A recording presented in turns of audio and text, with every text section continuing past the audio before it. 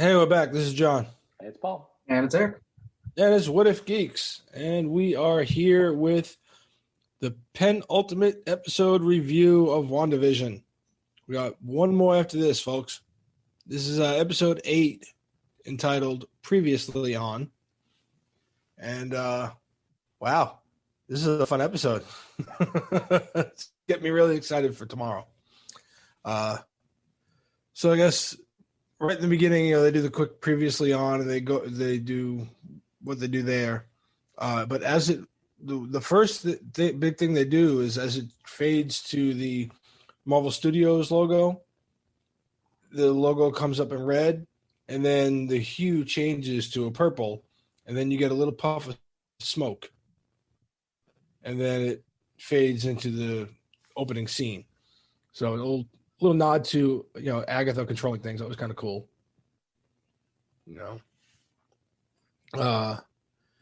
Then we open up on a wooded area, and there's a younger Agatha being dragged through the woods, and she's bound to a tree with magic, and she's asked if she's a witch, and she says yes, and then the woman in front of her is accusing her of betraying the coven, and told her that she's gone above her station and she's practiced dark magic above her station, above her age. She states that she did not. She simply bent to her power, or the magic simply bent to her power. I'm not sure exactly how she said it. But so basically they decide they're going to kill her. So they sentence her to death, and they all start chanting, and they start chanting in Latin, which I noted here that another video I watched talked about this too, where it was kind of true to some of the old school spells that were attributed to witches back in the day. But they were written in Latin, which had a lot of Christian undertones. So a lot of that's why the church condemned women for being witches, and so much to do with my theory that I keep throwing in here. I said, if you've got the Christian undertones, could it be leading to everything else that's got Christian undertones, like, the devil, Mephisto? So that was my first thing. I was like, oh, okay. Yeah, we're definitely getting there. Which is kind of... It says that this was in Salem in 1630 something. So yes, a lot of the witch trials and so. Yes. So while not as old as the comics version of Agatha, I know she was even older, but old enough. I mean, she looks good for her age, and we'll figure that out in a minute. She's definitely in Salem in the comics. I don't know. I think you might be right. She might have existed before that. I think she existed before that in the comics, but this is, again, and we can bounce back and forth between comparisons to the comics. But and they don't make the distinction here either. I mean, she's already a witch. She doesn't really look much different, despite it being 400 years prior or whatever. Right. Well, there's also, like, in the comics, I don't know if it's one of the first times you see her, but there's definitely, they do this whole scene in the comics but it's humans that try to burn her at the stake for being a witch. And she basically says, I'll have my vengeance and whatever. So they do her whole quote unquote at the stake trial, but here it's her coven who feel betrayed by her, and I've got a theory on that we can get into later as to what she was trying to do. But yeah, from here they not to encourage you to say Mephisto or anything, but all the witches in her coven all have that blue magic, and when they hit her with they all hit her with their magic or whatever, she starts glowing red from the inside, and it's like coming up through her throat, and then all of a sudden it starts to turn purple. Like, it just seems like there was already some other power there when they hit her. She wasn't the same as the rest of them. Right. And so that's the first thing I noticed is when they try to kill her with magic, like you said, they raise are blue. Their magic is blue. And as it hits her, and you do see the red, I think her magic has always been purple, just like you see in everything else in the comics or whatever. But their magic starts to turn purple as she starts draining their life force. So I think that kind of nods to something I was saying earlier, where I think I said at one point while we were doing reviews that I thought maybe she was feeding off of Wanda's magic, or at least something was feeding off of Wanda's magic. So I don't know if Agatha has just her own ability to do this, or if it's because of something to do with Mephisto, that she can absorb other witches' magic. So, because she definitely does it here at the trial. She sucks them all dry except for the one in front of her.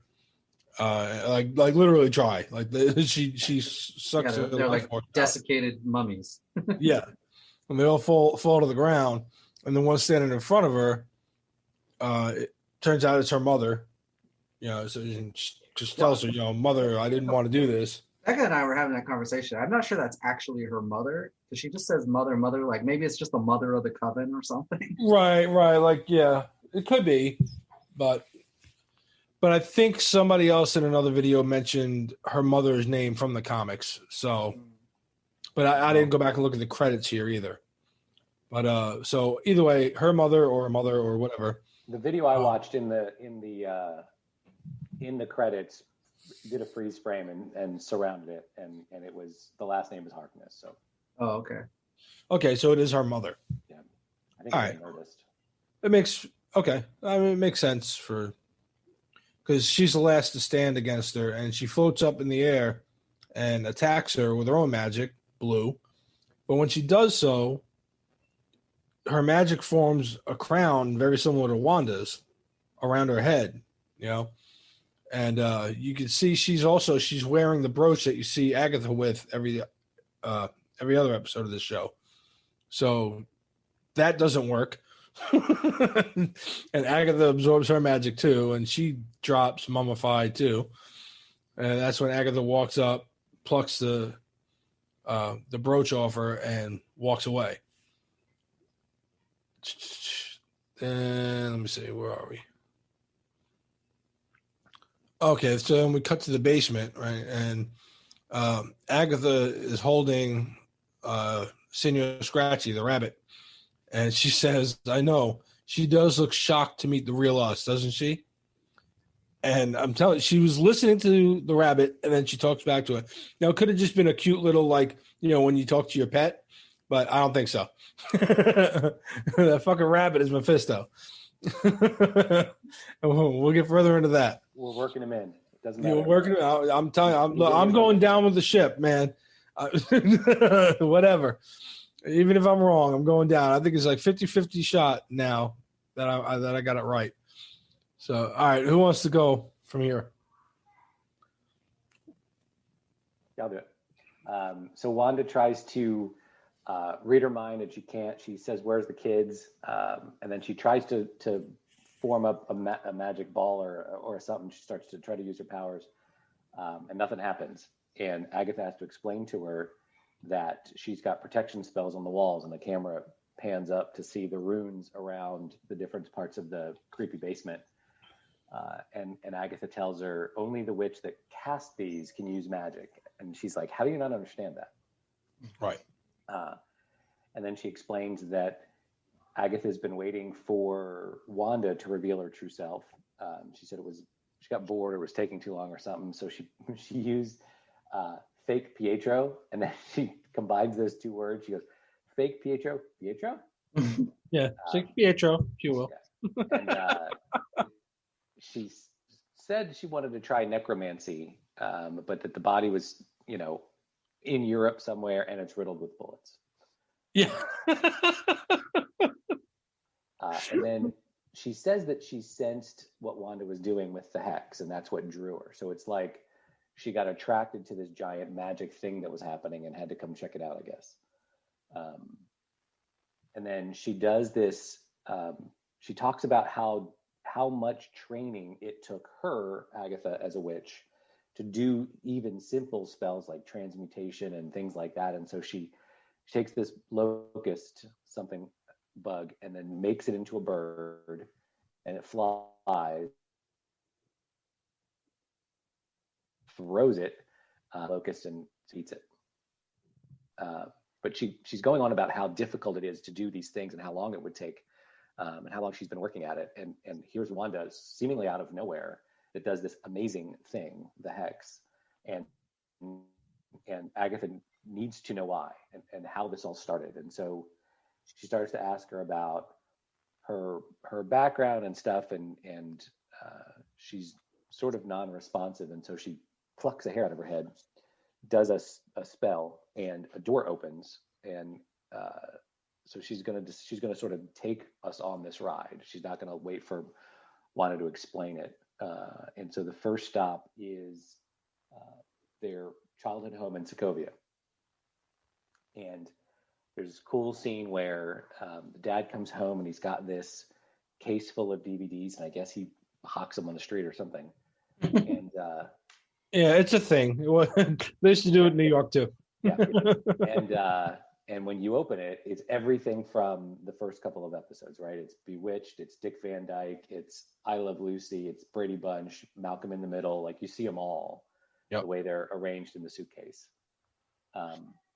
And Wanda, grown-up Wanda, and Agatha are in the sort of the background of this scene as it happens with young Wanda and young Pietro and the mom and dad, and so they're going to start watching TV. She picks the Dick Van Dyke episode, and more on that in a second. And you hear there's gunfire, and so somebody looks out to see there's fighting in the street. And then the story that we know from Age of Ultron is, right, one night a bomb just drops in and blows the whole thing up, and then a second bomb comes and it ends up not going off, and that's the scene that plays out here. They start watching TV, everything looks great, and then it goes to black, and the next scene, I think Pietro drags Wanda under the bed or something like that, but you see them hiding under the bed, you see their parents' bodies in the rubble, and then you see the second bomb come in with Stark Industries on the side and that flashing red light. And beeping just like the toaster. Correct. In the first commercial. Yep. Which is what we said back in the episode, was it beeped like a bomb. Yeah, it flashed red like a bomb, and the sort of slang derogatory term for Vision in the comics sometimes has been toaster. Yeah. And there's an interesting thing about the episode she chooses. She chooses season 2, episode 21 of Dick Van Dyke Show, and it's this episode called "It May Look Like a Walnut." And then the video I watched from Nerdist said that that's actually episode 27 or something like that. So not sure how they got that wrong. Either Wanda misremembered or whatever. Anyway, the whole thing is about this dream, I guess, that Rob Petrie is the character on the Dick Van Dyke Show has. And so it's a surreal show in the Dick Van Dyke history of shows. And so I guess there's some hidden meaning in that, but it's plays out the scene that we again have heard about from Age of Ultron and her origin story. And then Agatha asks Wanda, did you use magic essentially to make the bomb not go off? And Wanda says, no.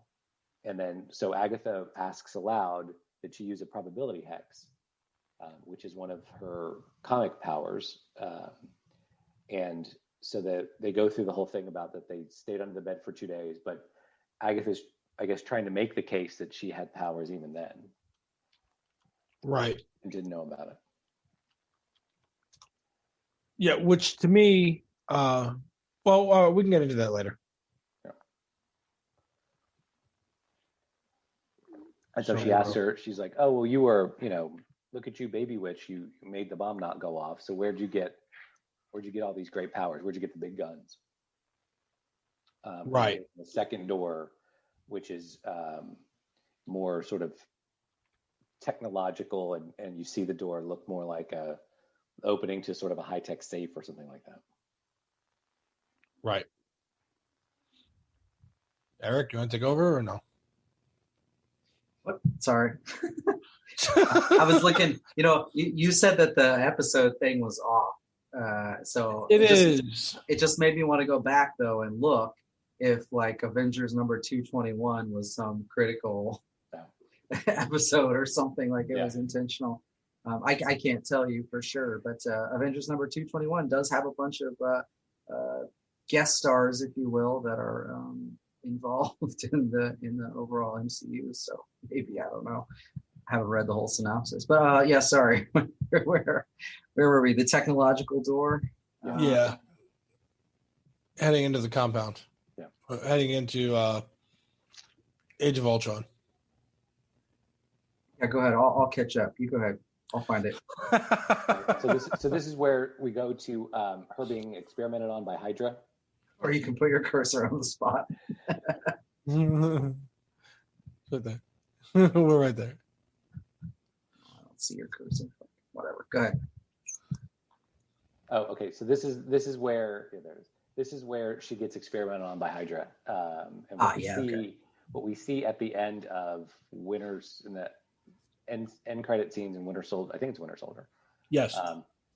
And so you see the Hydra scientists talk about how no one has survived encounter with the Tesseract, and Wanda walks in, and you see Loki's staff, and when she walks in, the stone comes off the staff. The Tesseract is blue, but it breaks open, and there's the yellow Mind Stone. And she's staring at it, and it's having this moment.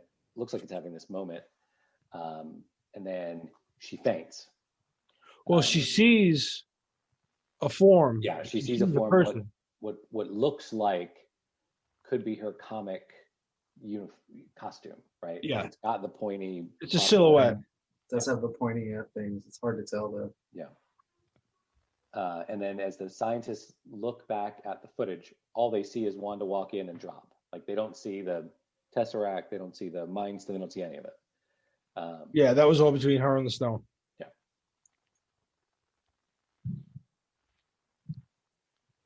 So yeah, now a note on that, like what I think she's seeing is herself in the future, because we've got a couple of times even within the movies where it's been hinted, or not hinted, but just straight up said that witches can see the future or visions of the future.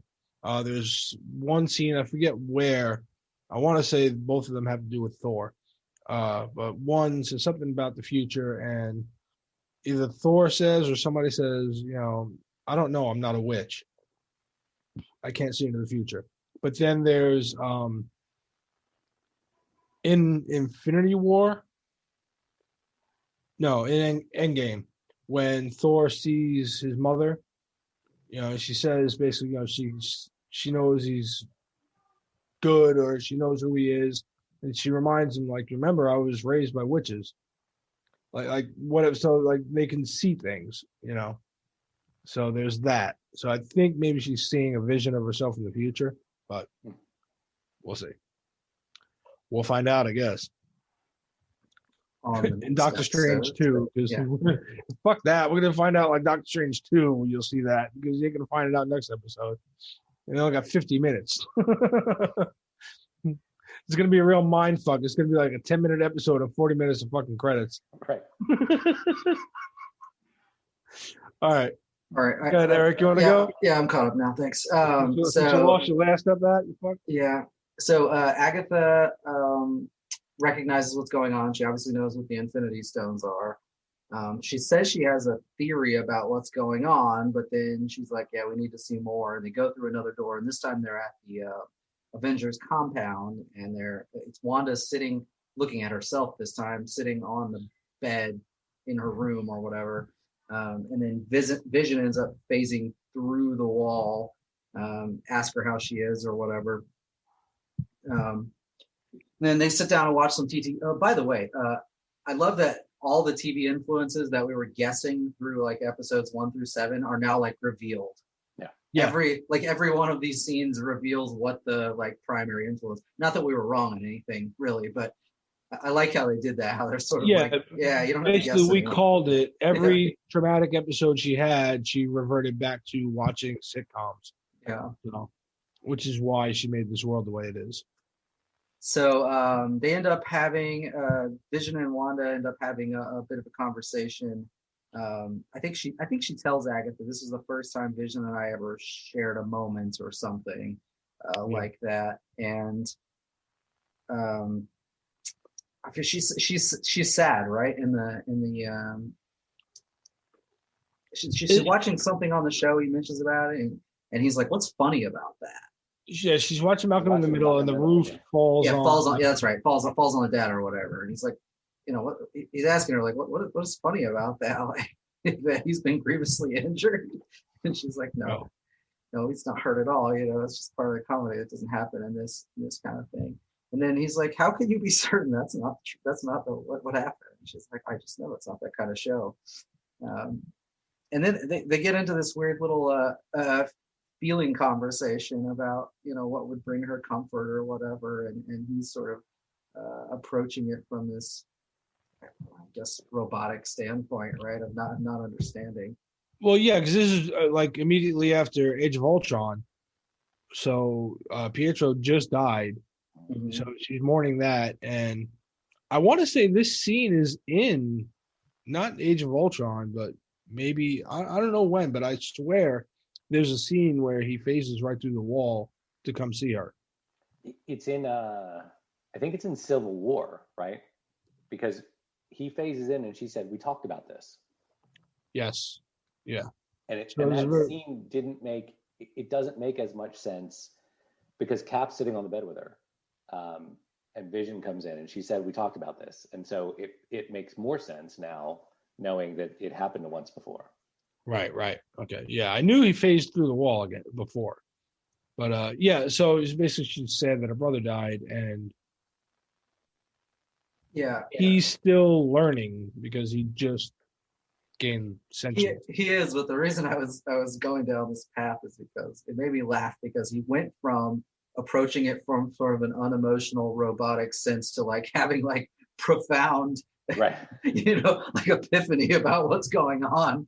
And he starts this lead in about how he's always been alone, so he has no idea, and it's no big deal to him, it's all he's ever known, but then he's got this whole thing about how he's never experienced loss because he's never had a loved one, and it's just like, it's funny how the whole thing like turns, and then he ends with this, what is grief if it's not love persevering? Like, okay, guy, you have no emotions. You're trying to figure this out. That's what you come up with.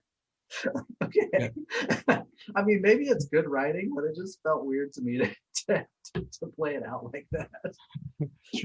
It was a nice way to get it on your first try, You fucking nailed that one, buddy. Yeah. But you can see because of what he says to her, it endears him to her. You see it on her face where, like, she likes him or whatever. Yeah, right. And then he arbitrarily starts laughing at the TV, and he's like, "Oh, sorry, pardon." And she's like, "No, that was funny." Okay, this is fucking weird. Yeah. But that line about the grief and sorrow thing, man, there was like a whole Twitter thing running on it. People were like, "Oh my God," every writer ever just whispered "fuck" under their breath. Right. Somebody just stole the like, I don't know if it's that serious, but okay. William Shakespeare just face palmed in his grave. But so anyway, this scene apparently gave Agatha exactly what she needed to, not just the Twitter sphere. And she says, "Okay, I've got it now. Your parents died. Your brother died. You lost Vision. All of this was born from basically your grief and you trying to deal with something that you didn't want to deal with, basically." Yeah. Yep. And Vision wasn't there. She says something about, this could have happened before, but Vision was always there to pull you back from the darkness or something like that. Right. Even though we just established he wasn't always there to pull her back, but it doesn't really matter. So that was the end, and not the end of the show. I mean, that was the end of the time traveling scene there, right? Yeah.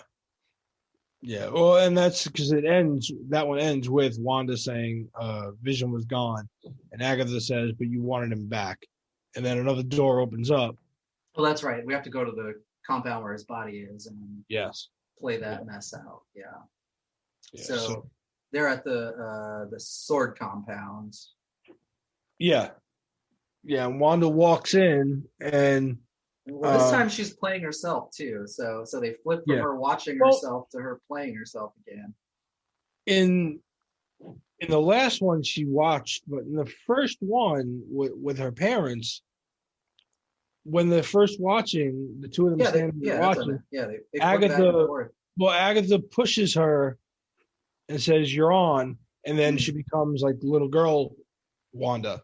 So I think she made her relive that one moment, but then I don't know. It was very back and forth with how they were doing it, but I mean it was effective. So yeah, so here she's back to playing herself essentially, and she walks through the sword facility and tells the front desk guy that she knows they've got Vision's body, and she wants to see it, and she's like, he deserves a funeral at least, and the guy's like, I don't know what you're talking about. And the phone rings, and he picks it up, and it's Hayward. You don't hear him, but he says, "Are you sure?" And, okay. So basically tells him, let her in. And the desk guy says to, I'm gonna have to buzz you in as she walks away. And she's like, "No, it's okay, I got it."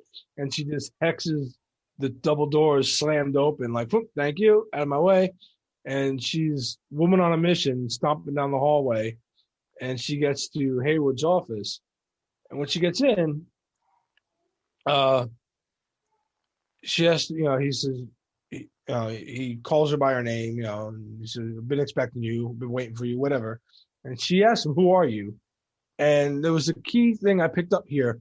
He says, Director Tyler Hayward, right? Sword. He introduces himself as Director Hayward, where when he was talking to Monica, she says, big step, director, and he's like, acting director. So as not to step on Monica's toes, like we talked about before, which again, we go back to this guy wants his power. So when Wanda walks in, he's like, "I'm Director Hayward." And so they like, I guess I get that part because she's an Avenger, so he wants to seem as powerful as possible. Right. Yes. Yeah. Which I think is going to come into play more and more for his character later. But so from his office, which was weird too, but from his office, they talk about Vision first, and then he walks her to a window in his office, like a bank of windows, and you look down on the lab that they're working on Vision. And he's like, "Here, see for yourself." And she looks down, and they've got his body, like, taken apart, but parts of it are, like, still held together by the wires and stuff. And they're down there cutting into him, and like when they're stretching body parts apart, you can hear the wires. They almost sound like muscles being like stretched and broken. So it definitely gives you like a little more human feel to them. And it's another part I thought was weird though. It's like, okay, so we know that Hayward wanted to make him into a sentient weapon he could use, right? Right. But you see all this, and I get the dramatic effect of having him cut apart is kind of what was needed to justify Wanda sort of snapping, right? But it's also kind of weird that they're sitting there with like blades and stuff, just randomly cutting this thing apart that they want to use. Like, why Why are are they you putting it back together? chopping it into tiny pieces? Like, that's not how you make things work. Well, yeah, true. And there could also be a thing, something in there where they were looking for anything in there that could help restart them. You know, I don't know. Yeah, maybe. But yeah, I know shit doesn't work that way. Well, But, I don't want to ruin anything yet. Not that this whole episode Yeah. isn't spoilers, but obviously they didn't have interest in taking him apart. right, yeah. So she's like, what are you doing? And he says, we're dismantling the most sophisticated sentient weapon ever made. And she tells him the Vision's not a weapon. And he says, no, this is our legal and ethical obligation. We have to do this. So you can tell it's not sitting well with her at all. She's getting irate. And she turns to him and she says something that will kind of call back to another episode too. But she tells him, look, I just want to bury him. He deserves that much. I deserve that much. And he asks, are you sure? And she's like, what do you mean? And he says, not everybody has the power to bring their loved one back online. Sorry, back to life. He says it just like that. So, you know that he considers Vision a robot, a weapon, right? He's an object. But then that's the first time, as far as timeline goes, where the thought would be put into her head that she could do that. Because remember, up to that point, she's been using little hex bolts, whatever. But he says it. He says, not everyone has the power to bring their loved one back online. But she immediately says, I can't do that. Right. I can't. Right. So, again, we'll just dive into it a little bit here, and we can dive into it further later. One, did he say it just to antagonize her? Probably. Because just to instigate her, to try to get her to use her power to do something. Because one, he wants Vision online to do whatever he's going to do with him. Yeah, that's certainly possible. Two, how does he know what she can do on that level if she doesn't even know? Mephisto. Telling you. Remember, I said his certificates are in a fucking hex. And the name Hayward literally means one who guards outside. He made a deal to keep his power or some shit. He's working with Agatha Harkness somehow to bring Mephisto into the world or something. We'll get into that again later. But anyway, somehow he knows that Wanda can do this when even she doesn't know she could do it. And I think that's going to be a key later on. So,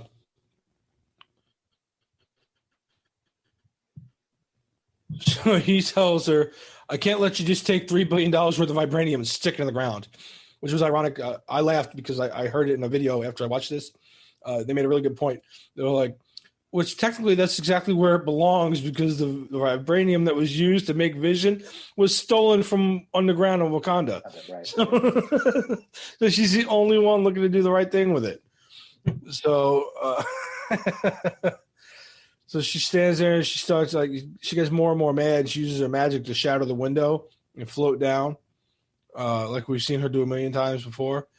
And the guards all get nervous. He tells them to stand down, let her see for herself. And you see the look on his face. The look on his face is like, this is exactly what he wants, right? So she gets close to the body or to his head, and she tries to use her magic right over his head where the stone used to be. And she tells Vision's body, I can't feel you. And then she just kind of walks out dejected and walks to her car. Go back to a few episodes ago. Hayward told Monica that Wanda came in, stormed the facility, and stole the body. She left the body there. Right. So that's one key thing that Hayward's a lying son of a bitch. She never took the body with her, so he still got the body. She leaves, and she takes the car, and she drives into Westview, New Jersey, which we knew. Which, again, I thought if she took the body, she just took it to Westview, like we were talking about before, right? We were right about this too. She does go into Westview, and it's this quiet little town, real rundown. Like everyone's just like sullen and quiet. But you see a few of the residents from the different episodes in their real life counterparts, you know, or in their real life persona. And you can see Herb, you see Mrs. Hart, you know, you see a bunch of them out there. She drives out to a lot. It's an empty lot with just like a foundation. And there's an envelope in the car with her. And when she walks onto the lot, she opens up what was in the envelope, and it's the deed to the lot she's standing on. And right where the lot is on that map, circled in a heart, says to grow old in V. So, and the deed, when you freeze frame it, it says, you know, Wanda Maximoff and the Vision. So, like, they've been using the Vision here in this episode a couple of times, which is kind of cool, you know, because everyone else just calls him Vision. So it's a nice little nod to the comics. But so he bought this plot. I don't know when. He bought it like immediately after fucking watching Malcolm in the Middle, and then or something. I don't know. But so then she looks at the plot, looks at everything that was, you know, that they were going to do. Basically, like we said, it was there was a spot where he was basically going to take her and they can just be alone, you know. We had that theory too, that maybe Westview is where they were going to go hide out at or whatever, or a spot that they were hiding out in and they never did. She drops to her knees and kind of rages out a little bit, and her power slams out of her and starts to form the house. Something somebody noticed in one of the videos that I caught it on the second watch was as the house is forming around her, it's coming in like little jigsaw puzzle pieces that look a lot like the cover to the House of M, one of the House of M comic books where Wanda is all broken up into puzzle pieces. It looks very similar to that, you know. So she builds the whole house, then lets out another blast, and the whole town changes. Starts going black and white. Things are changing over to the 50s look from the first episode. And then this yellow energy comes out of her, which looks just like the Mind Stone energy, right? And starts to form a body, and she creates Vision out of nothing. He stands there for a second. Yeah, go ahead. Well, I had kind of assumed this whole time that she had taken the body, seeing that she essentially made him out of nothing, and the yellow sort of Mind Stone magic look, it makes me think that he's actually not there, and that's why he couldn't walk out of the hex. That's why he couldn't walk out of the hex. Right. He's just a construct that she made. I mean, I've kind of assumed this whole time that Vision was going to end up back in the MCU, and I'm not so sure that's happening now with what they're showing, you know. Yeah. Oh, well, it's also interesting that as a creation, he can to her, not Herb, the guy that he worked with, Norm and Darcy and others, that he can get them out of the reality, right? He can get them out of the illusion, which is weird since he's part of it. Yeah. He can also challenge the illusion, right? He's done it a couple times where he says to her, like, I'm going to go do this or that, or he lies to her about where he's going. Which has got to be something that she subconsciously put in him. Yeah. You know, just to make him more free-willed or whatever. But, so he's standing there in the black and white attire. And that's like the last shot from one of the first trailers. If you remember, it was a very quick shot of her in normal clothes and standing in front of the TV, and him standing there. And she's got that look like she'd just gotten done performing magic in the trailer. But it's real quick. It's like she's standing there, he's standing there in the black and white, and then it cuts to another scene in the trailer. This is what that was from. She gets done forming him, and you see in the reflection of the TV, the last thing to be made on him is the little Mind Stone. And then he looks at her and says, Wanda, welcome home. And then it cuts back to right behind her, and she steps in a frame in the black and white 50s dress. So she's put herself into the world there. And then he says, shall we stay in? And they sit down to watch TV, and they kiss, and then that's that one. Then you hear, you see her standing there, the real Wanda, right, the current Wanda, standing and looking at studio lights like she's on a TV set. And you hear clapping, and it's Agatha, and she's sitting up in the audience rows, and she's like, very good, whatever the hell she says. My mouse ain't working. Oh, she says, bravo. And then she snaps her fingers and disappears in a puff of purple smoke, right? Immediately, you hear her twins screaming for her to come help them. So she hauls ass out of the studio, out of the house, onto the street.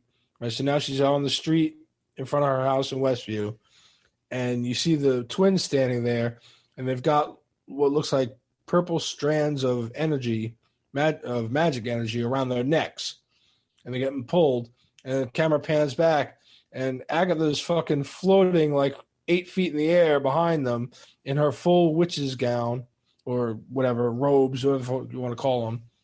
And she's got, it very much looks like puppet strings coming from her fingers to around their throats, And something I caught, but somebody else mentioned it later too in another video, was her fingertips were black, right? And it was almost like, and they said in the other video, it appeared like maybe like they were draining her life force.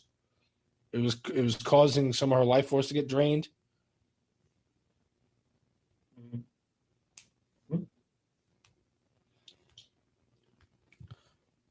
We'll give him a minute. I just realized his name tag thing. What the hell is that?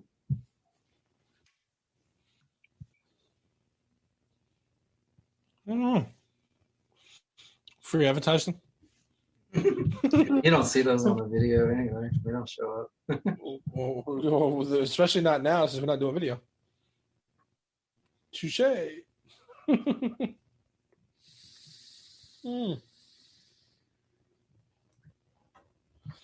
We'll have to ask him when he comes back. I think I know what it is.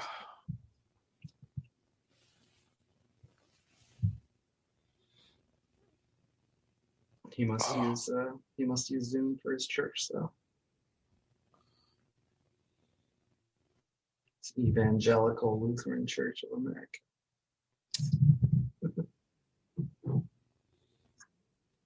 There you go. Look at you. All slick.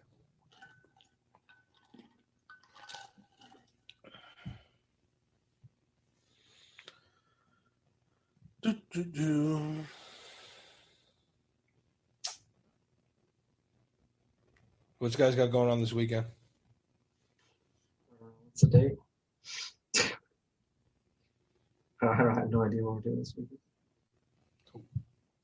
We actually haven't done much the past couple weeks. I mean, here and there we do something, but we haven't been doing a whole lot because, COVID and all that nonsense. Yeah, so your grandfather was in town. Oh, yeah. Well, he was just coming through. He was staying with my Uncle Terry, his son, and I agreed to shuffle him from the train station to the airport. So I just picked him up from the train station one day. He stayed the night here, and then took him to the airport the next day. Oh, cool. We did the same thing on the way in. It's just because he likes to save every penny possible. So it was cheaper for him to fly like from Bloomington, Illinois, like 45 minutes from their house, to here to Orlando, and then take the train from here to Boynton Beach. That was like, I forget now, maybe like $120. Right. Flying direct from where he lives to Boynton Beach would have been like $400. So he's like, yeah, no, not doing it. But it's funny. He's old, right? He's 95. He's almost 96. When he came back through here to go back to the airport, he was like, I think next time I just want to fly straight there. And I was like, I could do that. I always book all his tickets and stuff for him because he doesn't know how to do it. I'm like, I could have flown you direct, but it was going to be like, whatever, $350 or something. He's like, oh, I don't care about the money. Well, I'm just laughing. Yeah, okay. All right. Ready? Yeah. All right, yeah. So Agatha's fingers are turning black, like I said, and it almost looks like maybe it's draining her life force to do whatever she's doing, or possibly messing with Wanda's magic is causing it. Who knows? But she tells Wanda, I know what you are now, and she's like, you have no idea how dangerous you are, and she's like, you're supposed to be something like a myth. She tells her that she's able to use magic for spontaneous creation, that it's chaos magic, which is another nod to the comics, and it tells her that makes you the Scarlet Witch. So that's the first time you hear her comic book name in the MCU. So there you go, Hayward. There's her name. So I guess maybe there's been like random Scarlet Witches throughout history that can do this.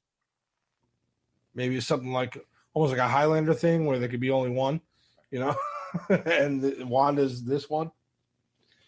So yeah, it's hard to say because in the comics you got the elder god dude, whatever the hell his name was, Chthon, who was the source of all the chaos magic, right? Right. He was supposedly, well, I mean, not in the comics, but by the modern time, he's like a total myth. But he apparently somehow imparted chaos magic into Wanda when she was born. She was born by the mountain where he was buried under, or some shit like that. But yeah, I don't remember exactly how it goes, but yeah, I mean, it could be sort of a reference to that, right? It could be. And I'm sure that part, like the whole Scarlet Witch mythos, will be explained a little bit more next episode. But then, we cut the credits right after that. And our post-credit scene here is really interesting. Because you got Hayward standing outside the sword facility, or their second or third makeshift camp. I don't know what we're up to now. But they're little Hank Pym camps that they keep popping up everywhere. And the soldier comes out and tells him, the team's ready for launch. And he's like, it's about time. So he goes into the area that they're at, and he says, we've been trying to get this thing online for thousands of times, whatever he says. He goes, we're trying to do this repeatedly. He goes, who knew all we needed was a little bit of energy from the source? And then you see the drone again, the Stark Industries drone, in a case, and the red hex magic is still around it. And the camera shifts over to a chamber, and it slowly pans up, and you realize that inside the chamber is Vision's body, but now he's the white spectral Vision from the comics. And the chamber powers up. He opens his eyes, moves his hand a little bit, and then it cuts to black. So one other thing I noticed in Vision, or in Vision's body at least, is where the Mind Stone was. It almost looks like a little Tony Stark arc reactor type of shape that they put in there. So they probably took one of his arc reactors and shoved it in Vision's head to power him up, which would make sense because, Tony Stark had a hand in making the original Vision or whatever. So I know he didn't make the original body, but he did all the background shit for Ultron, so it makes a lot of sense that they'd take some of his tech and put it in this thing. So on that note, we've got notes from online and random questions that we might have. So who wants to go first? One awesome episode. Yeah. Was that? Yeah, So, awesome episode. Oh yeah. I love that they, as we said earlier, that they show you what we had always thought, which is growing up in Sokovia, she must have been watching American reruns, and that's where she, went to bury feelings, or that's where she got comfort, and so we get that confirmation that all of those shows, all of the early episodes through the 90s and all that's where she was getting all that from. I thought that was cool. We knocked that one out of the park. We were guessing that from the beginning of this damn thing. Yeah, and then I was the one that posed this question. So why do we now see this different version of Hayward, who's no less smarmy, but very clearly, at least in this version, Wanda doesn't break into S.W.O.R.D., doesn't steal Vision's body, doesn't kind of go on this haywire thing. He seemed kind of, a little bit human in, look, here he is, no, I can't let you take him, but you can see him. Right.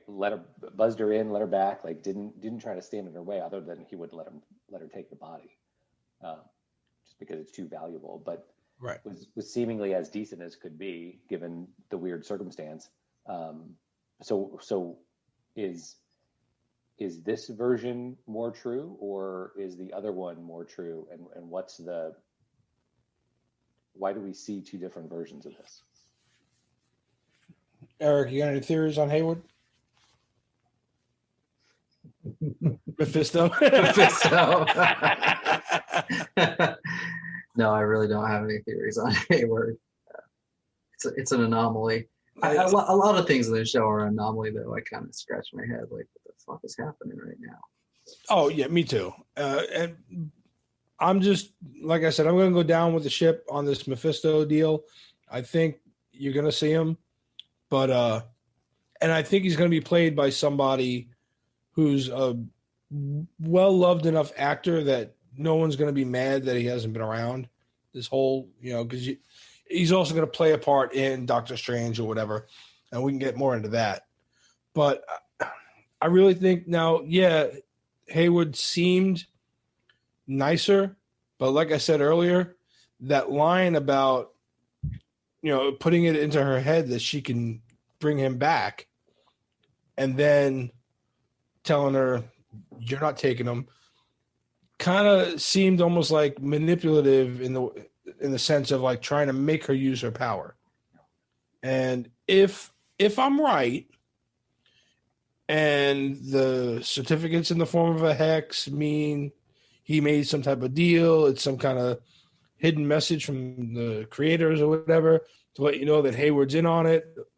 If I'm right, he made some type of deal with Mephisto. Okay, you get to come back, put your soul back together and come to Earth or whatever you get to do to get your power. I want power too. I want to be director of S.W.O.R.D. and whatever. And then this would key right into that. Him manipulating her to kind of give Mephisto what he wants. But it's interesting because he says you have the power, not everyone has the power to bring their loved one back online, to life. And she goes, but he's wrong because she can't. And she says that even in the episode a couple earlier when Sparky is dead, when the kids are like, bring him back. And she's like, I can't. Right. Like no one has that power. Right. So, and that, I don't know if that's her just not knowing she does, or because again, up to that point, up until Agatha tells her that she got the ability to create things out of nothing, Wanda didn't know what she was doing. But, so I mean, that's my deal on Hayward.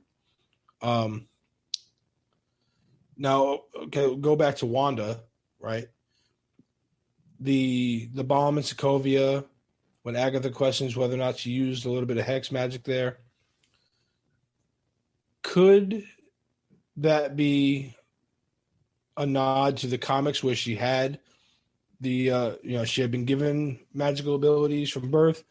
Or could that be a further nod to the mutant gene that we all suspect is going to be brought up either in this or in a little while? And there, she and Pietro are going to be recognized as like the first canon mutants in the MCU, because in the comics, mutant powers normally get triggered by puberty or something traumatic. And that was pretty fucking traumatic, and she was right around that age anyway.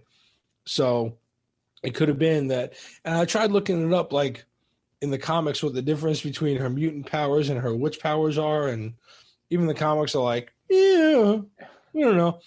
So I'm wondering if just that hex probability thing, where like she can turn things to her advantage, was her, that was her mutant power. And then the magic kind of came in after that, maybe a little bit of telepathy too. I don't know. But I think in the comics, she had, I'm probably wrong about this, but this is my recollection. She had the mutant power to sort of like manipulate energy, and it was her being, touched by the god or whatever and infused with chaos magic that let her do the rest of the stuff, or amplified her powers way beyond what they should have been. Right. Yeah. So I'm just wondering if maybe that probability thing could be like a mutant power where that saved them from the bomb, because the bomb didn't detonate for 2 days, like Agatha said. She's like, really? You didn't do anything? So it could have been like unknowingly, again, because a lot of mutants don't know how to use it or control their powers. So it could have just been that. And again, they're going to explain all of this later. But I'm just wondering if maybe that was like a little nod to her being a mutant. Well, and there has to be something, because you can't, no one survived. It's in one of the Guardians of the Galaxy movies. No one survives an encounter with one of the Infinity Stones. Normal people can't, right? So yeah. So it could be that she has the mutant gene, and that's what brings it out.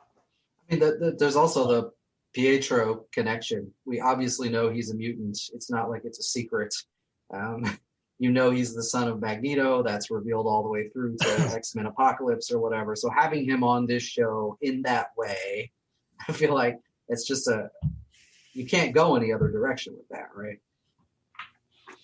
You would think, but then, all right, you brought him up, so that was perfect, because that's the next thing I was going to say was, what's going on with Pietro, Bullet Hole Pietro, all of them. What the hell is going on there? Is that the Fox Pietro? Because I've heard all kinds of theories, and there was some discussion on it at a panel with somebody, I forget who, but one of the creative team. They straight up brought up Pietro, and they said he's Pietro Maximoff, but you'll see how it's handled. So it could, and so the theory is that that's not even the Pietro from the Fox universe, but a third one from another universe. Again, multiverse, right? Just happens to look exactly like the Fox one. But remember, his power signature in this show is the MCU version, not the Fox version. You know, how they show the use of his powers, we talked about this before, was different. His powers here looked more like the Quicksilver she knows. So could it be he's kind of a combination of both of them from another universe? I don't know. Just throwing everything out. Throwing all the shit at the wall, and I'm going to see what sticks. All right. So then what we got here? Okay, then there was also like, Pietro not just being a conjuring that Agatha made, which I don't think he is. But where am I? Hang on, sorry. Oh, okay. So there's just a couple more nods to the comics that I thought was cool. Was in the comics, Agatha wanted to rebuild Mephisto's soul, and the twins were born from the pieces of it, like we discussed in the last reviews that we did. This is all kind of lining up the same exact way, where I'm thinking if the start of this episode, when she's put on trial, the dark, more powerful magic that she tried to use, what if it had something to do with Mephisto, and maybe he thought she was the Scarlet Witch of that generation and she wasn't, which caused his soul to break apart. So she's been working all these years to try to figure out a way to put him back together. And a piece of his soul is in the rabbit, which is why she's always, because she says stuff like, Senior Scratchy's got real star potential or star power or something, star potential or some shit like that, right? So like little things like that. His name is fucking Mr. Scratchy, which Scratch is another name for the devil. We've said that before. He eats that goddamn bird, which is definitely not a carrot. So rabbits aren't carnivores, but this one is. So there's a lot in there that could be directly out of the comics, like they've been doing. Like more and more hints are going back toward the same exact story. And the story was Mephisto trying to put his soul back together, and Agatha was trying to help him. And the other nod that I thought was really funny was in that comic series, the twins, when it's revealed that they're each made from a piece of Mephisto's soul, they're shown as hand puppets on the ends of the arms of one of his minions. And at the end of this episode, Agatha's literally got them on puppet strings. So, I mean, it was like right in your face, like, yeah, we're kind of doing exactly what the comics did, but not really. So, I don't know. Good. Because they're very likely imagined the way Vision's imagined, right? So they're probably not real. They're not her real children. So it's going to cause her more pain and that grief she's going to feel and I mean the grief over Vision and figuring out finding the deed, and that's where they were going to live, and that's what burst the hex. And so what's this going to do? Right. And again, one of the things that's been the through line to this show, for the children, right?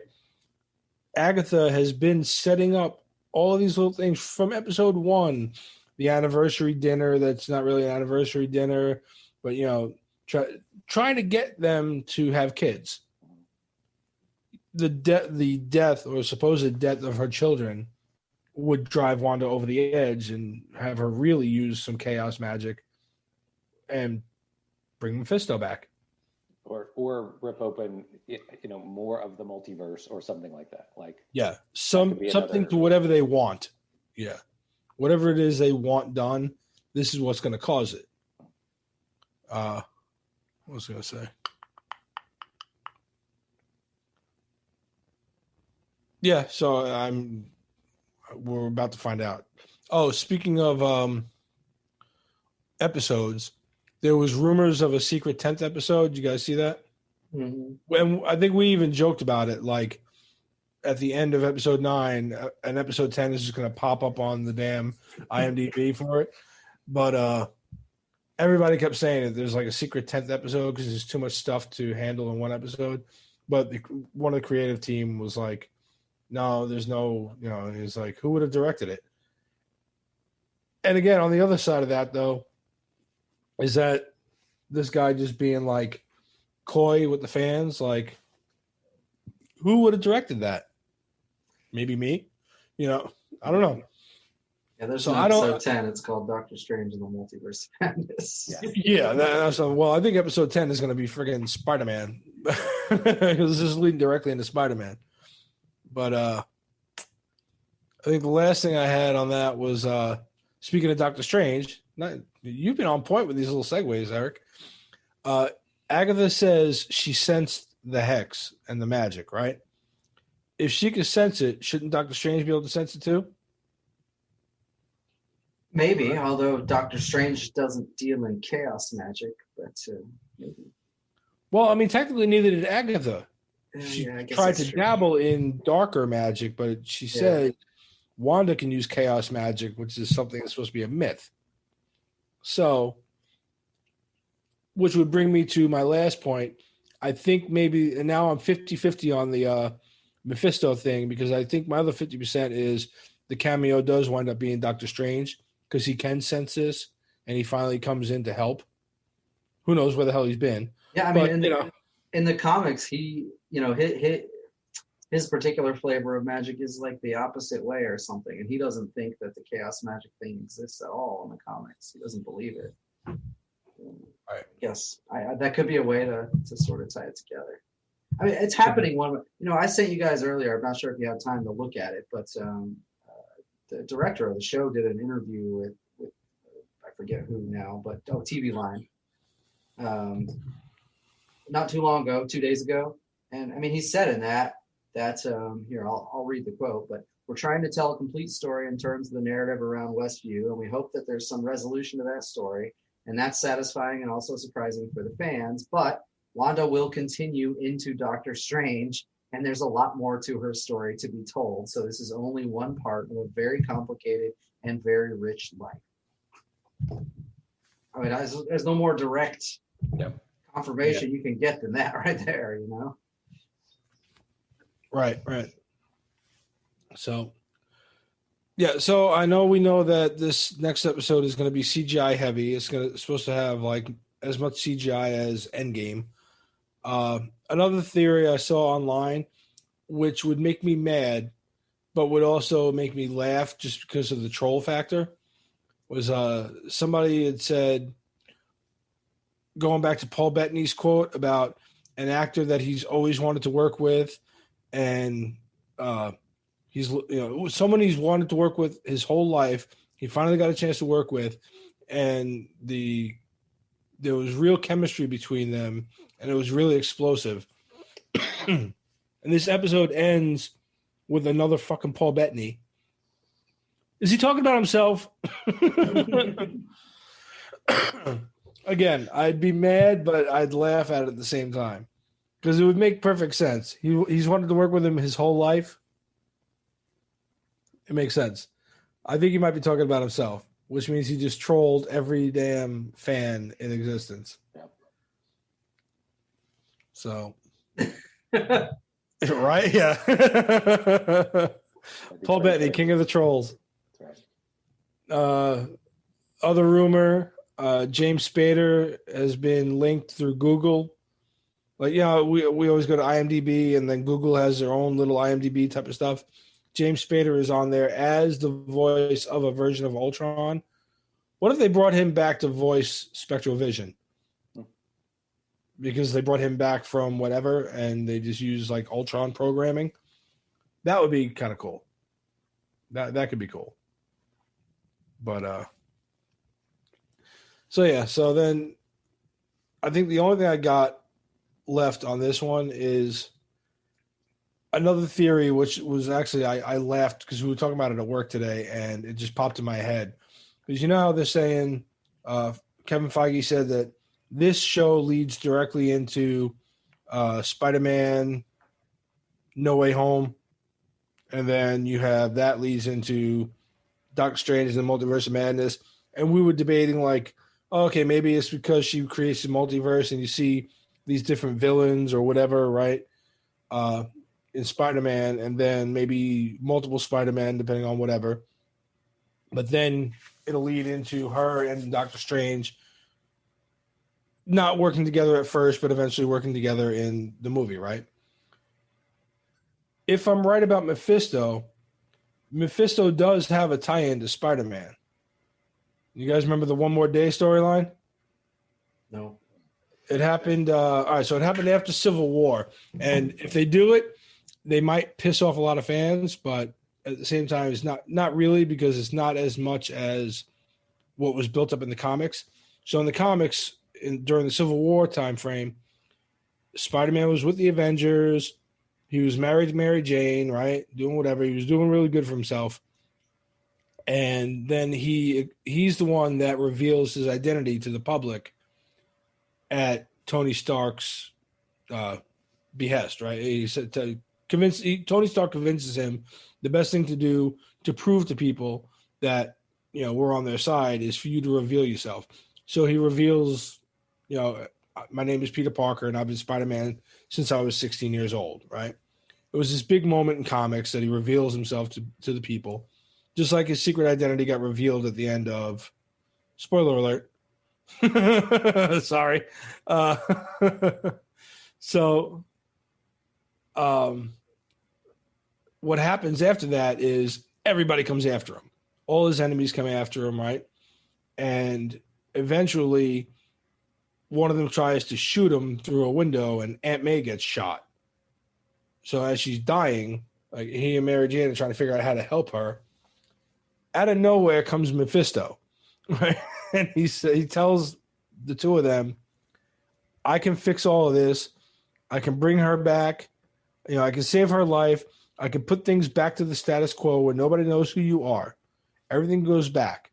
And Peter's like, you know, I know you too well. What's the deal? What's in it for you? What do you want? And he says, I only want one thing. I want your marriage. Right. So he wants whatever their love was, right? You know, whatever their love represents, that's what he wants. So they talk it over or whatever, and they're like, well, I mean, we'll still be together or whatever. We'll just, you know, or we'll find each other again or whatever the hell they say, right? So they agree to it. And then like at the very end of it, he reveals to him, oh, you know, the two of you would have had a baby. And he shows him a vision of the baby or whatever, and then laughs and disappears. Everything goes back to the status quo. All the fans lost their shit because basically it was just like a lazy writing way for writers to be like, we don't want him to be married anymore, so let's find a way to, you know. So that's all that was. But what if they do something like that in Spider-Man where Mephisto starts here and then somewhere in there offers him his life back for I don't know what, you know, in the movie version, but does something like that with Peter where he's going to fix everything for Peter or whatever, and then goes on to it doesn't quite work because in the comics everybody knows who the fuck Mephisto is, and here this is like the first time you've seen him, so like Peter wouldn't know who the fuck he is, you know. But I don't know, it'd be a little bit of a stretch, but I found a way to kind of cram my Mephisto theory into the entire fucking set. You got your Mephisto in my Spider-Man. That's right. Two great tastes that taste great together. So I found a way to cram Mephisto into Spider-Man too. But I don't know. I'm looking forward to tomorrow. I cannot wait. This is going to be incredible. I'm going to be sorry to see it go. And how long until Doctor Strange in the Multiverse of Madness comes out? Next year? Next year. Yeah, exactly. Yeah. So we're going to have to be content with... It's March 25th right now. Almost a little over a year from today. Jeez. Jesus. Yeah, so we're going to have to hope that they use the next couple series and movies to really build this this momentum moving forward. Right. But you made me think of a couple things. White Vision, or the Spectre Vision, or whatever the hell we're calling it.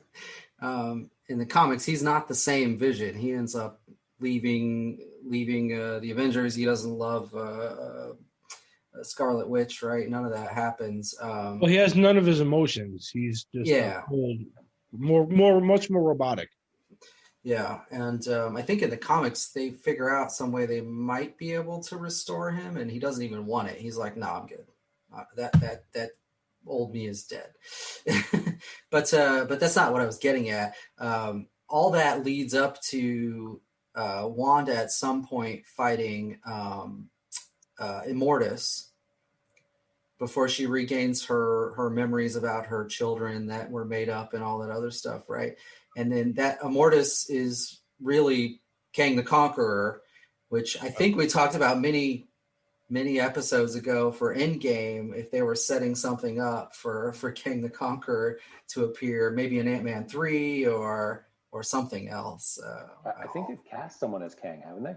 Oh, have they? Yes. Maybe that's what we talked about. I forgot. Yeah, I know it's a black actor. I just don't know. Look that up now. Yeah, but it's another way that they can sort of tie a bunch of stuff together, in scene reveals and little hints they've dropped here and there. And that could all happen, I suppose, in Multiverse of Madness, although it doesn't quite seem like the right place for it. But I want to look that up, though. Who did they cast for Kang the Conqueror? Jonathan Majors. Yep. Yeah, it's not confirmed by the studio, though, is it? Is it? Maybe it is. I don't know. Huh. Anyway. Yeah. So we got Kang coming. Yeah, maybe. And that also lets them do Reed Richards tie-in if they wanted to. There's so much fun you could have with all this. Oh, yeah.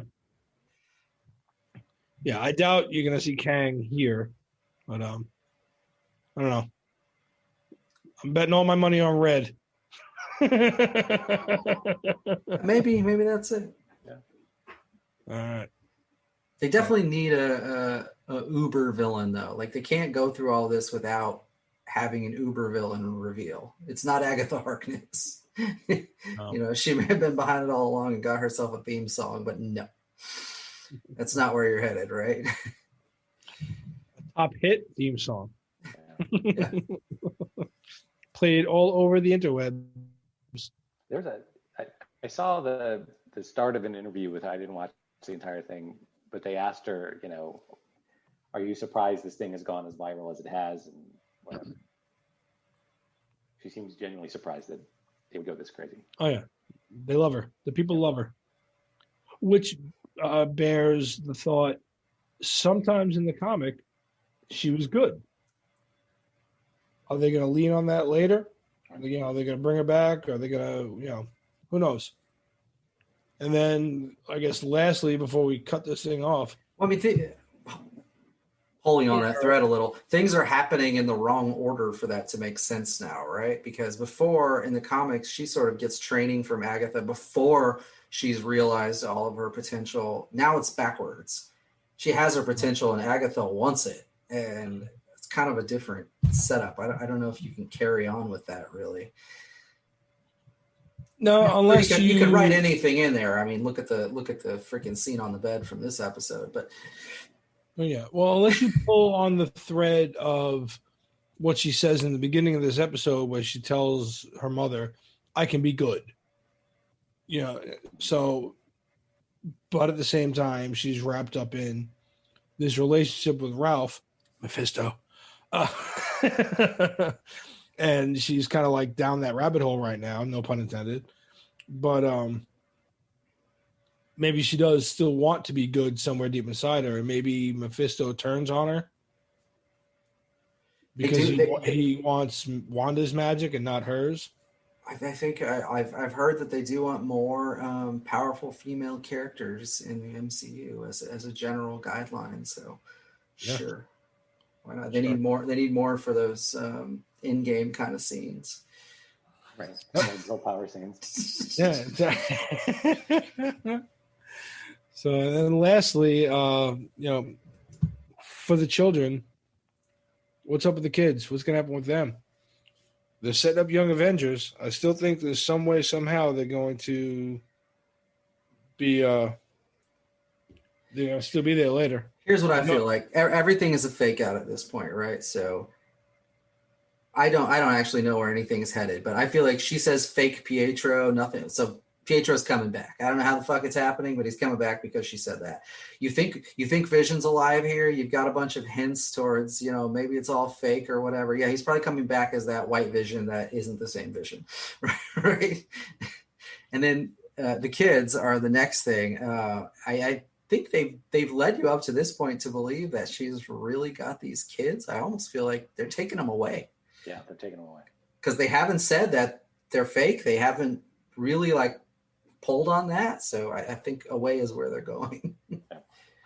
Well, I know there was a rumor that they were sighted, the actors were sighted together about like 100 yards apart from each other on the set of Doctor Strange, Multiverse of Madness.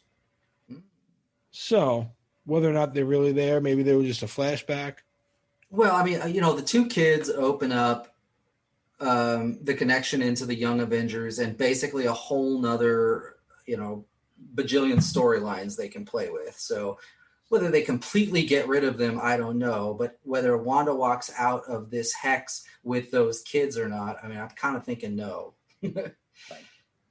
I would agree with you. I think they're coming back, but I think she's not getting out of this hex. But she's already lost them. In episode 8, she can't find them. She can only hear them.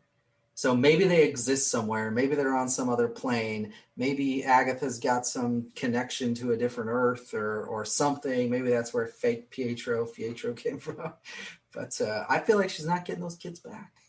Not tomorrow or not Friday. Is that today? Tomorrow. That's tomorrow. Tomorrow. About an hour and a half. Fucking day is it? Yeah, it's Thursday. All right, cool. So, any alibis?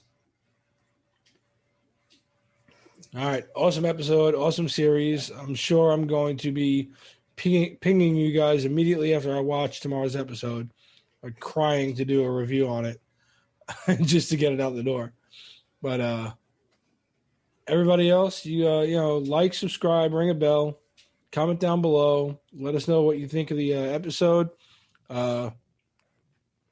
What your thoughts are on if I'm right, if Mephisto's coming, or if I'm just out of my mind and I just really want Mephisto in this damn series. Who will be more upset, Wanda if the kids aren't real, or John if there's no Mephisto in episode 9? Oh, me. Hell hath no fury as an Irishman scorned. There's a giant magical hex in your neighborhood. I will know what happened. That's right.